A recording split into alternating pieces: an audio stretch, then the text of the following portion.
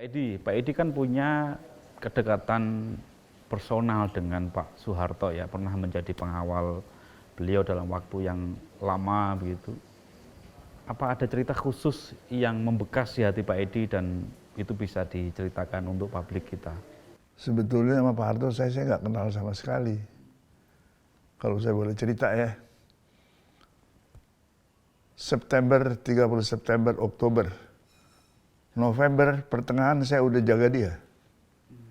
Jadi gini, saya sebagai ajudan Panglima di Siliwangi. Tapi ajudan kan banyak, ada 3. Jadi ada Letnan Kolonel Herman Saren, dia kerjanya di Koti dulu. Dia telepon saya, "Ed, lu mau nggak pindah ke Jakarta?" Waduh, mau dong. Karena dari 55, habis sekolah 57, masuk Siliwangi. Terus sampai tahun 65 berapa tahun tuh. Pengen loh di Jakarta. Sampai di Jakarta, besoknya dibawa ke Jenderal Sumitro. Waktu itu asisten operasi karena yang lain kan dibunuh PKI. Saya masuk gitu, pertanyaannya singkat ya. Karena dia mau cari orang-orang yang untuk jaga Pak Harto, belum jadi presiden kan. Pengalamanmu apa? Begitu. Waduh, kalau saya sebut ajudan, waduh, nggak cocok. Tahu sendiri ajudan kan, ngasih kacamata, ngasih pidato, tarik kursi, dorong kursi kan, ya kan. Sedangkan situasi itu kan situasi gawat, perlu tukang pukul kan gitu. Saya nggak ngaku itu, saya bilang, saya Komandan Kompi Batalon 330 Kujang 1 Siliwangi, baru pulang dari Kongo. Dari Kongo ya. Namanya masih harum kan. Lantas Pak Mitra bilang, kamu saya tugaskan untuk jaga Pak Harto. Bukan di Cendana rumahnya, masih Agus Salim. Jaga dia. Ada yang dijaga tuh pasukan gabungan. Belum. Udah, begitu saya tugaskan, kalau itu pintunya Pak Harto, saya di samping pintu aja. Dari jam 12 udah nongkrong saya situ. Tidur ngantuk di situ aja dia. Rumahnya Pak Harto liatin, biasanya nggak ada orang, kok ada orang. Dia mungkin nanya ajudan, namanya itu ada siapa? Kapten Edi yang baru komandan kawal di sini. Jam 2 pagi apa jam 3 tuh saya lupa. Saya lagi ngantuk-ngantuk dikit, dipanggil sama Pak Harto. Di gitu. Bukan di aja. Kasih lisong. Ya, nggak doyan lisong sama Pak. Udah. Nah, 2 tahun kemudian dia jadi acting presiden. Jadi penjagaan yang gak campuran tuh suruh kembali ke kesatuan. Diganti sama Satgas Pomatpara. Yang komandannya Norman Sasono, yang anaknya jadi ketua KONI itu, yang barusan ngasih. Itu ada foto saya, kan saya pakai pistol situ. Bukan infanteri, pistol, karena saya semuanya itu polisi militer yang jaga. Udah. Jadi kawal pribadi. Itu jadi waktu persiapan tuh Pak Norman yang datang, Pak Saren yang dia bilang, "Herman, kamu tarik pasukanmu semua yang di sini diganti sama Norman Satgas. Kecuali Kapten Edi yang tinggal." Jadi saya dipilih Pak Harto sendiri, tinggal jadi komandan kawal pribadi gitu. Memang beliau luar biasa sih.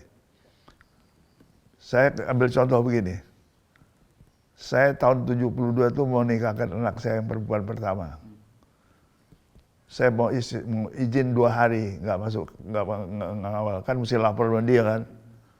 Saya ngadep ibu bapak malam-malam tuh, "Pak, Ibu, saya mohon izin 2 hari untuk tidak tugas karena anak saya mau nikahkan anak saya." Lalu ibu tanya, "Kita nggak diundang?" Dalam hati saya, malu mengundang Bu. Emang nggak pantas lah kita undang presiden. Udah, saya nggak hiraukan. Malam hari besoknya mau nikah, ajudan telepon salah satu, "Ed, besok Bapak mau datang loh ke rumah lo." "Hah, yang benar?" "Waduh, nggak siap apa-apa. Itu prasmanan juga bukan tempat yang bagus. Baskom aja taruhnya." Tapi yang bagus ada kambing guling. Dan orang Betawi suka gitu kan. Udah. Pak Harto makan juga bukan di dalam, di samping pipir itu. Dia lihat kambing ini, minta itu, makan sate kambing. Udah, geger tuh semua orang. Pak Harto datang geger, biasanya kan kalau menteri boleh ya. Malamnya resepsi, jadi semua datang. Menseknek datang, Laksamana Sudomo datang, semua datang.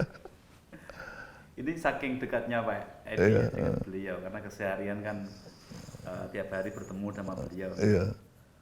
Ada saya dalam seminar dihadiri sama Ibu Tutut apa ya, dalam bukunya saya diminta cerita. Saya bilang, saya punya cerita, saya bilang. Suatu hari Pak Harto, Edi, aku mau mancing di Pelabuhan Ratu. Pelabuhan Ratu kita nggak tinggal di hotel, ada teman saya punya hotel, rumah-rumah bagus, kita tinggal di situ supaya aman kan. Begitu berangkat habis maghrib dari garasi, naik di garasi turun, keluar gitu, mau pintu dicegat sama Ibu Tin. Mobilnya Mercedes kan, ada supir, sebelah kiri ajudan. Pak Harto di sebelah kanan, belakang saya di sebelah kiri. Oh sama Presiden. Ajudan biar pangkatnya lain di situ. Di stop sama Ibu, saya buka kaca gitu. Ibu, Edi, Ibu, awas ya jangan mancing ikan yang rambutnya panjang. Saya umumkan itu. Waktu ada sama anak-anaknya bikin buku, saya cerita juga. Tapi dia mau cerita yang sebenarnya kan ceritanya nggak apa-apa. Semua ketawa orang. Ini cerita penting ini Pak. Dengan rambut panjang. Terus saya bilang, monggo Bu, lihat Pak Harto, senyumnya Jenderal Soeharto. Iya, senyumnya Pak Harto ya. Oke, Pak Edi kan pernah mengalami proses yang panjang ketika masa pergerakan nasional waktu itu, dan kemudian Pak Edi juga aktif mengisi pasca kemerdekaan ya. Melihat Indonesia sekarang, apa yang dipikirkan Pak Edi terutama untuk generasi muda kita? Ya kalau saya pikir ya susah kita mau ngomong sekarang. Kita ngomong sedikit jadi curigai lagi.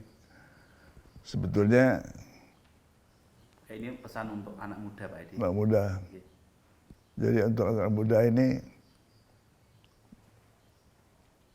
yang paling penting jaga akhlaknya deh. Akhlak, jangan mudah terpancing kepada hal-hal yang kurang baik. Jadi bagusnya dia belajar silat deh semua, karena di situ lengkap dididik. Saya yakin anak-anak silat nggak ada yang kena narkoba tuh. Saya yakin. Kalau memang benar-benar memaknai. Iya. Kalau sebentar saya panggil gurunya di sini. Yang diajarkan tuh semuanya yang bagus-bagus. Memang perlu adanya penyuluhan sekarang setelah UNESCO. Harus ada ini tugas IPI. Nanti saya putarkan ya video dari UNESCO. Jadi setelah UNESCO mempelajari video yang kita kirim, kemudian diputuskan sama UNESCO, itu dikirim ke Menteri Duta Besar kita di Paris. Dari Duta Besar Paris lapor ke Menlu lapor ke Mendikbud. Dari Mendikbud itu harusnya ke PBIPSI kan, karena PBIPSI nggak boleh ikut campur, nggak boleh, dia dapat uang pemerintah kan, nggak boleh ikut campur. Jadi harus murni dari komunitas silat. Jadi itu nanti ada videonya. Dari Mendikbud ke saya, diwakili oleh Menteri Pendidikan, Dirjen Kebudayaan, diwakili. Lah dari saya baru saya kasih IPSI, diwakili oleh wakilnya Prabowo. Lalu ada satu dari Bandung yang berangkat ke Paris untuk demonstrasi, yang bawa Pak Ridwan Kamil. Pak Edi kan menjadi ketua IPSI ya, bahkan pendiri IPSI dalam waktu yang panjang, menjadi ketua umum pada periode yang cukup panjang, dan sekarang IPSI dipegang oleh Pak Prabowo sebagai ketua umum. Gimana ceritanya itu Pak Edi? Apakah ada kedekatan khusus dan ada momen-momen khusus Pak Edi dengan Pak Prabowo yang itu juga penting kita ketahui? Kalau sekarang dipimpin oleh IPSI, yang paling baik itu oleh IPSI, dananya itu dia tidak terbatas. Kalau kita kan lain, saya kan nggak punya dana ekstra, kita mengharapkan dari pemerintah. Itu kemajuannya, dan dia rajin datang ke pengda-pengda. Kalau nggak salah, ini selama ini aja dia datang ke Bandung untuk meresmikan pengurus daerah Bandung, itu bagus. Yang sebelumnya nggak dikerjain tuh. Kalau nggak salah, besok ini dia akan ke Jawa Tengah sama Yogyakarta melantik. Jadi hidup ya Pak? Ya, dia harus ada komunikasi terus. Selama ini nggak, kurang ini. Itu jadi ketua Pencaksilat itu bukan komandan. Kita sama satu tatar. Jadi ketua umum itu harus turun. Turun ke bawah. Kita bukan komandan. Kita harus turun. Percaya nggak? Waktu saya jadi ketua IPSI DKI, itu orang pakaian silat kan malu tuh. Saya bikin pertemuan lebih dari 25.000 orang. Tapi sebelumnya saya datang tuh ke daerah-daerah. Kita harus menunjukkan muka. Makanya kalau you lihat dalam foto-foto ini, sering ke saya ke daerah. Buktinya besok 2 perguruan tuh. Ini Pagar Nusa. Ada acara juga kan. Besok TTKDH.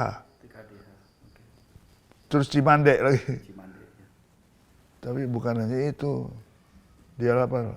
Acaranya apa saja. Yatim piatu. 300 orang. Masa kita mau diam?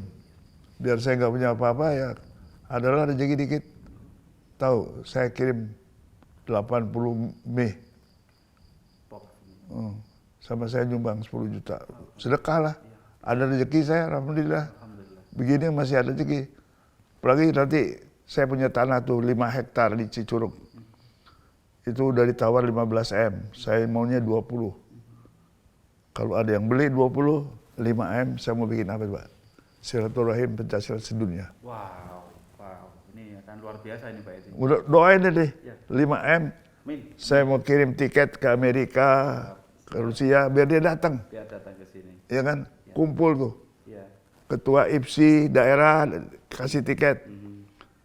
Rapi, radio saya bikin tuh. Saya dipanggil Bapak Rapi juga. Undang itu. Banyak nggak?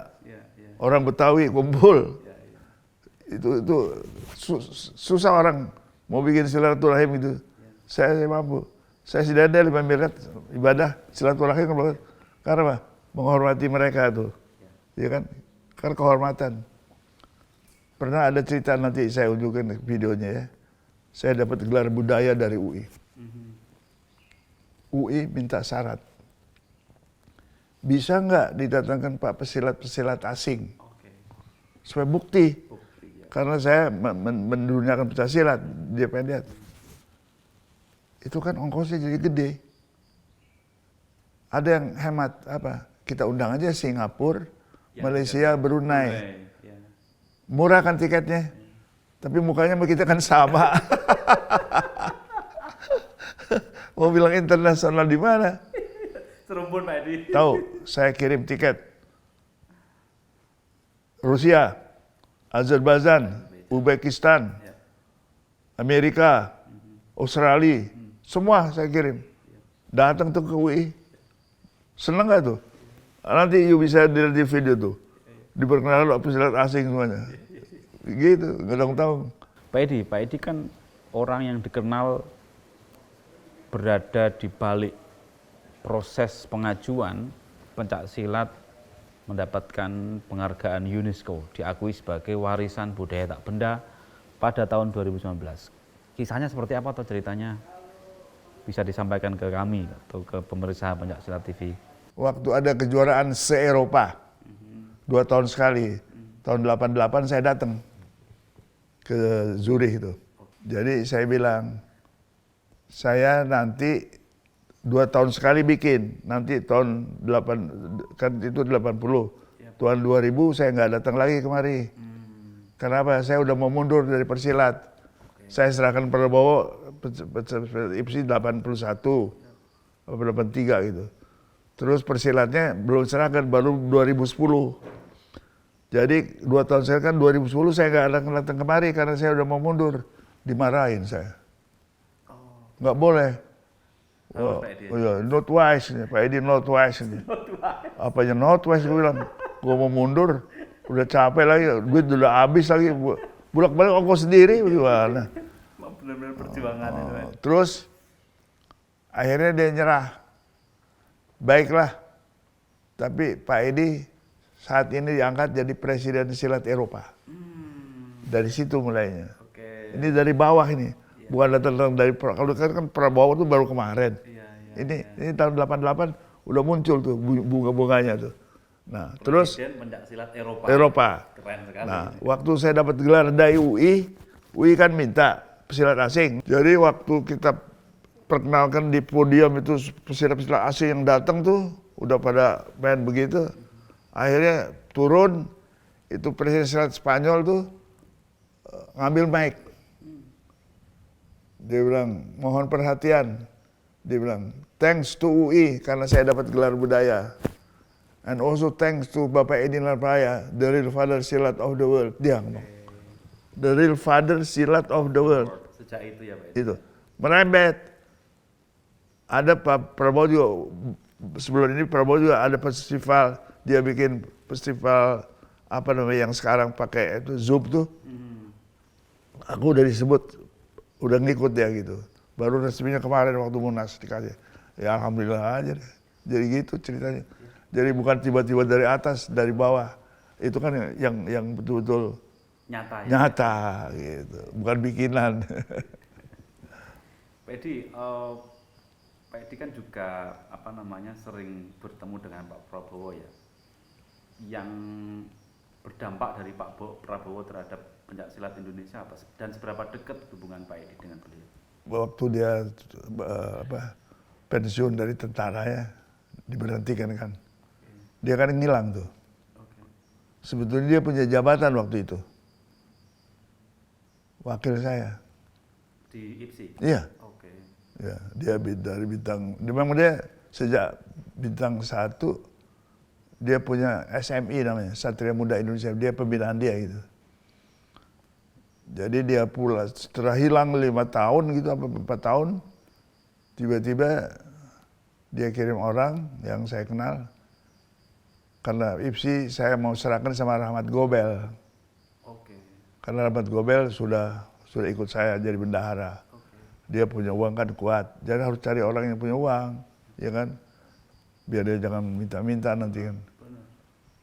Tiba-tiba Prabowo mengusulkan diri untuk mencalonkan diri juga jadi ketua IPSI. Lalu saya berunding sama Rahmat Gobel. Rahmat Gobel nyerah, akhirnya dia jadi wakil. Dengan catatan nanti kalau udah selesai dia Rahmat Gobel ganti gitu. Udah, jalanlah mulus. Karena dia yang minta kan, saya kasih dia. Saya perhatikan dia udah nggak jadi apa-apa, nggak punya kerjaan, ya bagus lah ngurus silat, saya bilang ya kan. Dia duit ada bagus, gitu udah. Dan alhamdulillah sampai hari ini dia bertahan, jadi bagus lah dia mimpin silat sekarang, keuangannya kuat. Iya, dan bisa turun ke berbagai daerah. Iya. Untuk menyapa. Iya, kok bagus sekali dia ikuti saya, udah harus apa yang saya katakan diikuti aja gitu. Ya mudah-mudahan lah. Kecuali kalau dia jadi presiden lepas lah. Ya nggak, ntar ada pesilat yang nggak benar kan nggak enak presiden bawa-bawa. Pak Edi kan pernah menjadi wakil gubernur DKI Jakarta. Ketika itu Pak Edi, apa sih yang dilakukan Pak Edi untuk membantu pencaksilat hingga menjadi masif di Jakarta maupun di berbagai negara waktu itu ya? Sejak saya lepas dari gubernur, nggak ada yang nerusin. Dulu kan saya pakai kekuasaan saya. Nanti ada camat, akhirnya jadi wali kota, saya suruh ngurusin silat. Kan bagus itu, dibina, ya kan. Ya memang nggak tahulah, kalau saya itu apa yang baik untuk bangsa saya kerjain lah. Nggak usah malu gitu. Ini silat Betawi ini kan termasuk budaya Jakarta ya Pak Edi? Iya. Ini apa ada pesan khusus untuk gubernur mendatang Pak Edi? Atau pemimpin Jakarta mendatang terkait dengan silat? Saya pikir, apalagi UNESCO sudah mengakui. Iya. Jadi yang harus dibantu bukan olahraganya. Misalnya perguruan, ada putra Betawi lagi. Dalam Munas dia dapat suatu suara tuh untuk Munas. Itu dibina. Karena dia nggak dibina oleh olahraganya. Misalnya festival Betawi, silat Betawi itu. Bikin festival, jadi kan itu semua. Kan sekarang yang olahraga kan nggak semua perguruan ikut. Terbatas kan. Kalau ini festival bikin. Makanya saya kalau ada uang nanti itu, kalau udah reda, saya mau bikin festival silat. Seperti nanti saya tunjukkan ya. Di Bandung tuh pernah dibikin festival itu 8.000 orang hadir. Jakarta bisa. Saya tahun 2009 bisa 25.000.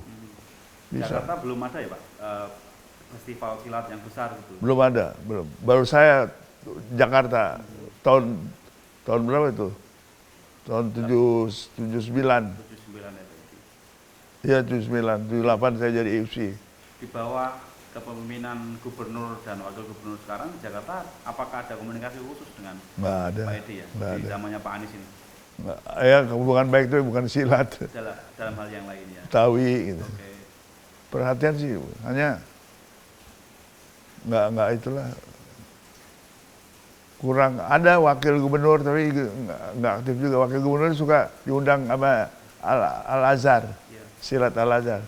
Pak Edi, apa harapan besar Pak Edi bagi pencak silat kita, terutama generasi muda sekarang ya, generasi muda pesilat? Apa sih yang menjadi pesan penting dari Pak Edi? Baiknya ya, syukur saya sudah bergabung ke silat.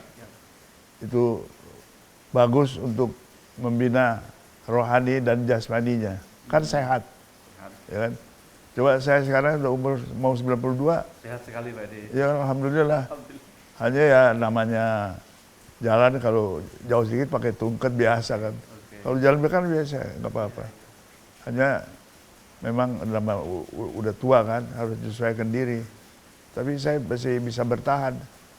Seperti sekarang dari jam berapa saya siap? 1:30 saya udah siap.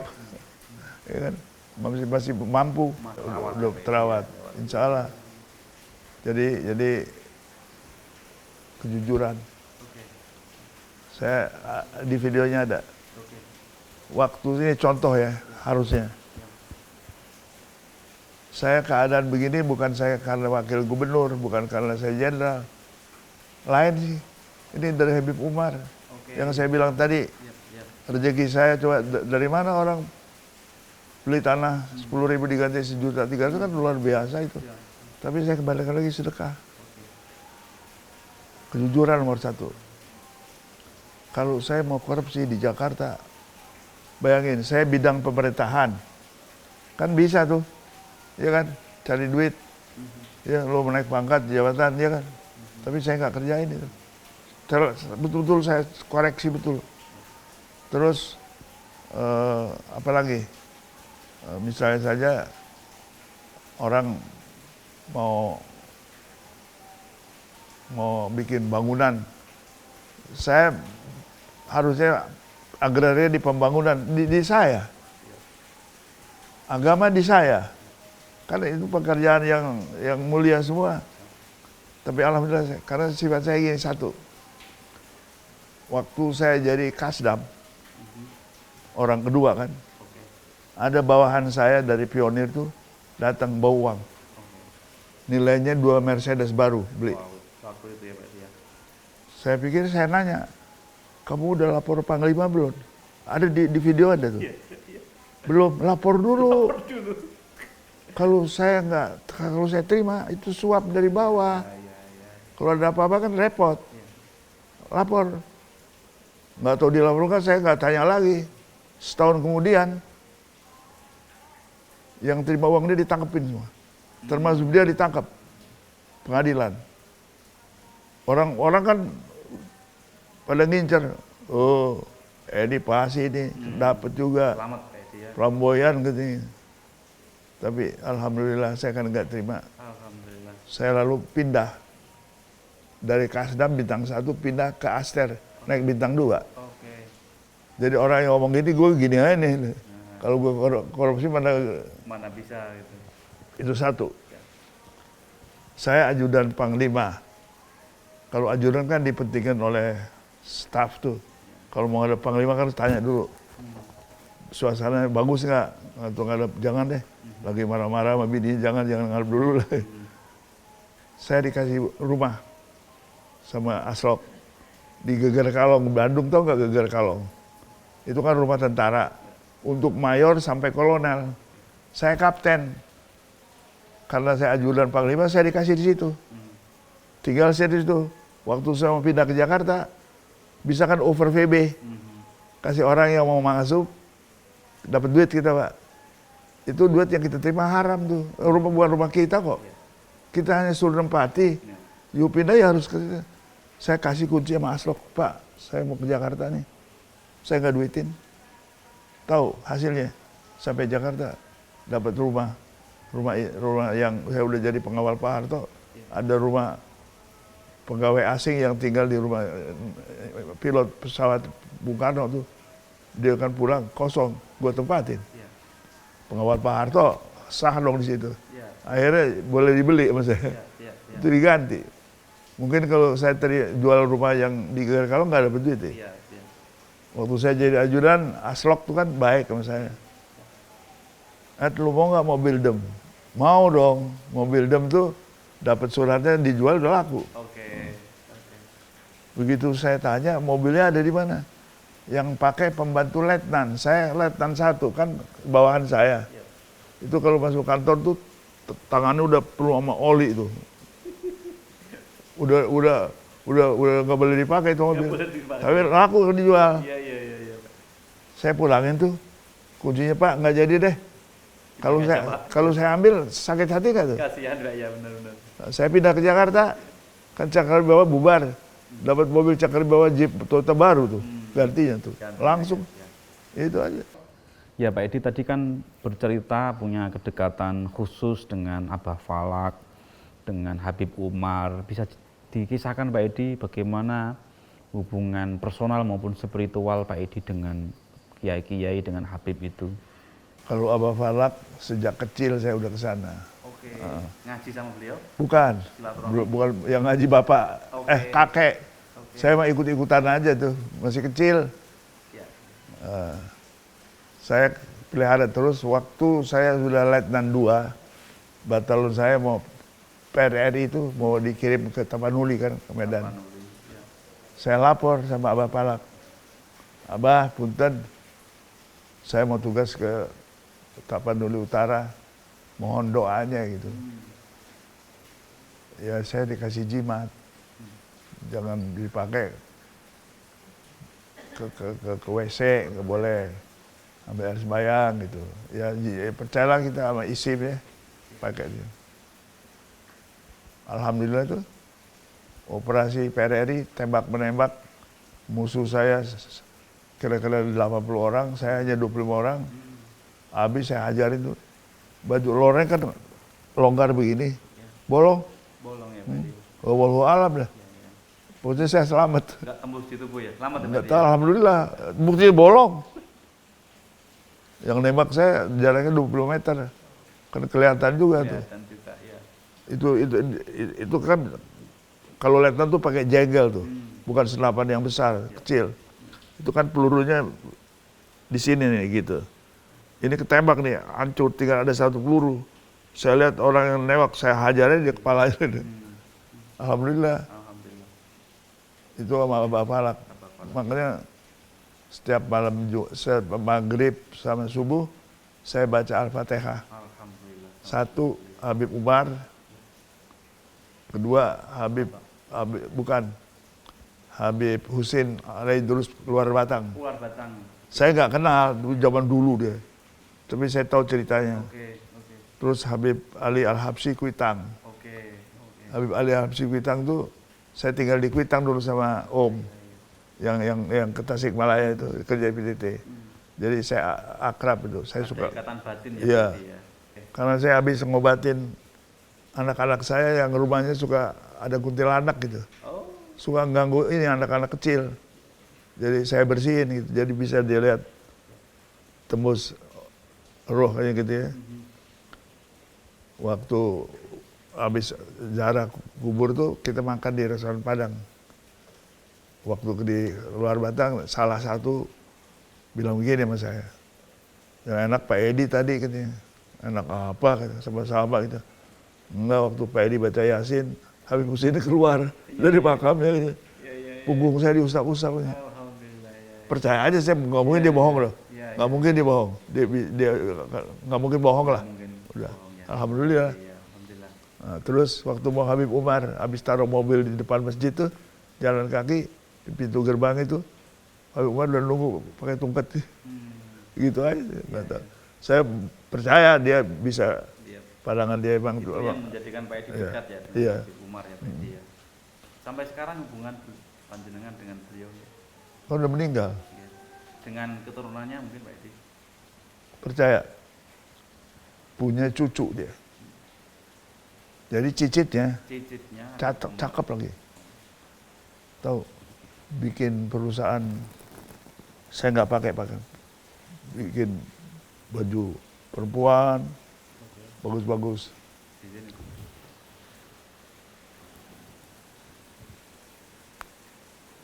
Ya. Oh iya Pak Edi.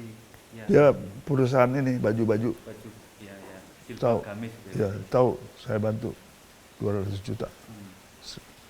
Saya mau ngasih Habib Umar udah nggak ada, udahlah cicitnya lah, Iya. dengan izin bapaknya, dengan bapaknya datang, kesukaran modal kasih, ada nggak apa-apa saya, ya saya hutang budi kan, Habib Umar begitu, rumahnya dijual ke saya, Iya.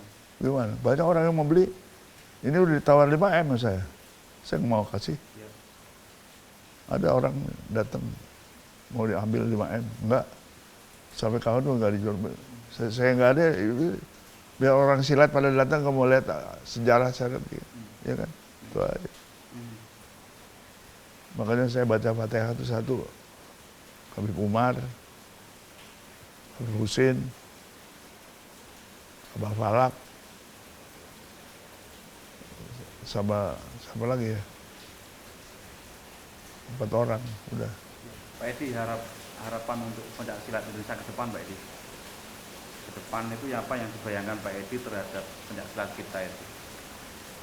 Saya selalu menghubungi sekretaris jenderal, sekretaris.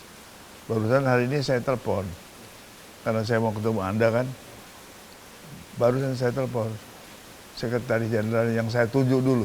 Alhamdulillah Prabowo masih pakai.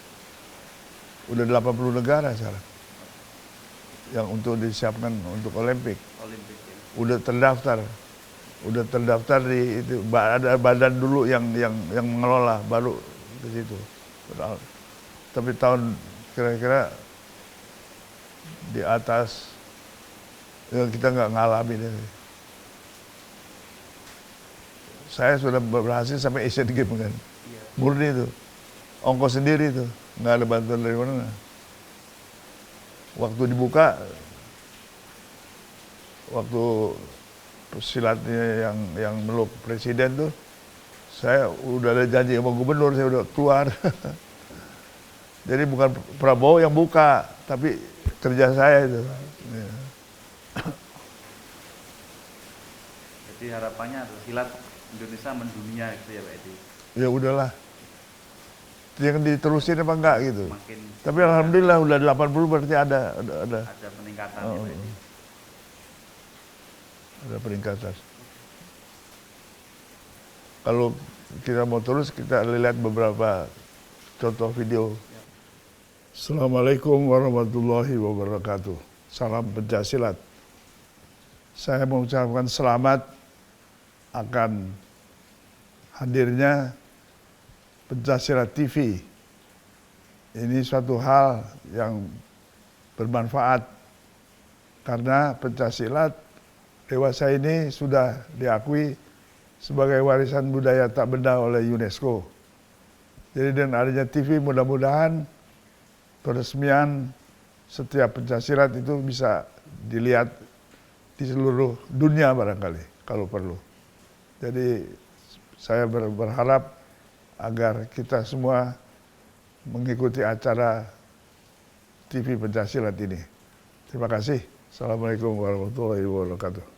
Pemirsa Pencaksilat TV dimanapun Anda berada, kita sudah ngobrol berbincang panjang lebar dengan Pak Edi Marjuki Nalapraya, legenda hidup pencaksilat Indonesia dan juga Bapak Pencaksilat Dunia. Ada banyak kisah yang bisa kita petik, ada banyak pelajaran yang bisa kita ambil dari sosok beliau, keteladanan, kesederhanaan, kejujuran, akhlak, dan juga kekuatan fisik dan spiritual yang tadi diceritakan. Luar biasa. Dan juga harapan-harapan beliau kepada pesilat-pesilat muda Indonesia yang nanti ke depan diharapkan bisa mengharumkan nama bangsa. Simak selanjutnya episode berikutnya, silaturahmi, kunjungan kami dengan tokoh-tokoh pesilat Nusantara pada Pencaksilat TV. Assalamualaikum warahmatullahi wabarakatuh.